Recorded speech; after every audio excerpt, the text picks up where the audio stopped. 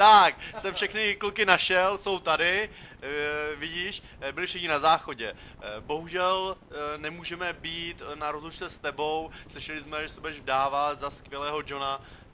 Jsme tady ve studiu a natáčíme nové CDčko a určitě bude jedno z tvých oblíbených, protože fakt mega bombastické.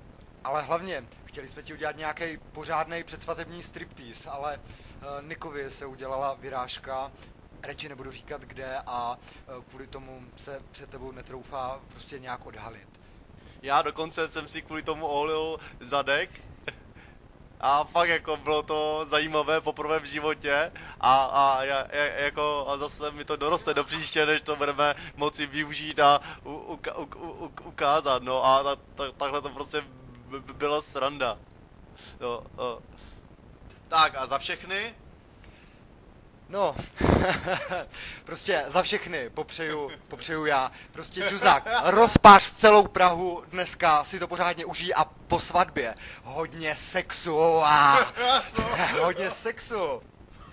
Jo, sexu.